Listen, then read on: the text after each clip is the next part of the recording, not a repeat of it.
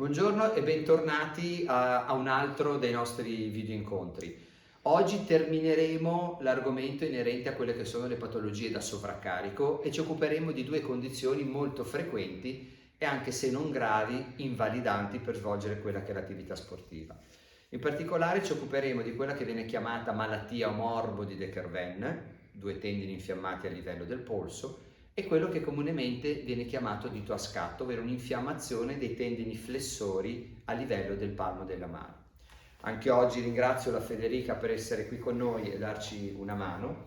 Iniziamo da quella che è la malattia o morbo di De Quervain. Si tratta di una condizione che causa dolore a livello del polso, in particolare in regione dello stiloide radiale, così chiamata.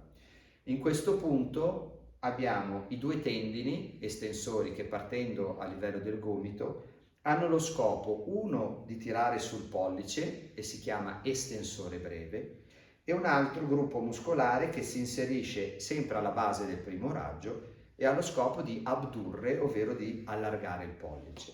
Per vari motivi, possa essere una predisposizione, ma in caso degli sportivi soprattutto un sovraccarico, si ha un aumento di volume perché sono infiammati. Essendo che a questo livello questi due tendini passano sotto un canale, una puleggia, essendo loro aumentati di volume hanno difficoltà a scorrere e quindi si può esacerbare dolore.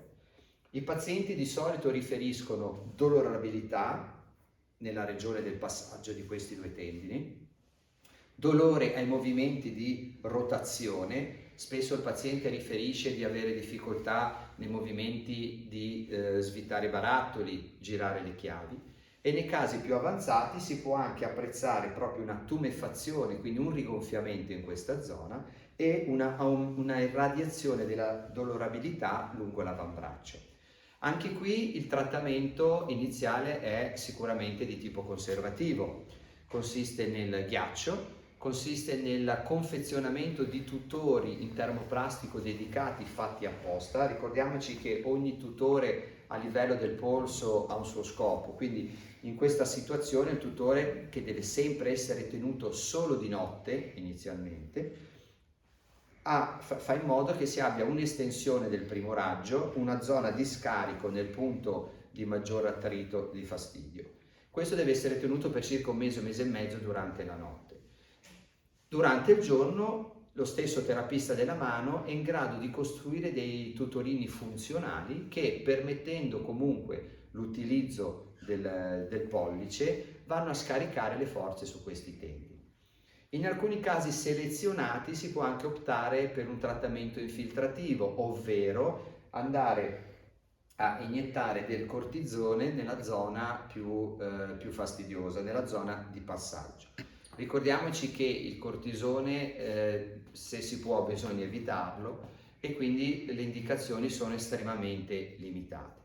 Nei casi più avanzati, in caso di dolore importante, di persistenza per parecchi mesi, si può risolvere il problema facendo un piccolo intervento in anestesia locale, si fa una punturina a questo livello, si fa un piccolo taglietto di circa 5-6 mm e in 5 minuti si va a liberare il tendine durante il suo a livello del suo passaggio.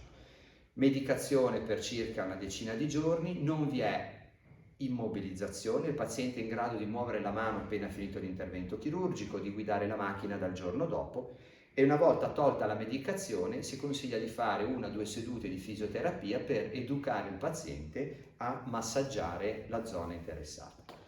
L'altra condizione infiammatoria, abbiamo detto, si chiama dito a scatto. È analoga come causa, però in questa patologia la difficoltà di passaggio dei tendini che fanno piegare le dita è a livello della zona palmare della mano.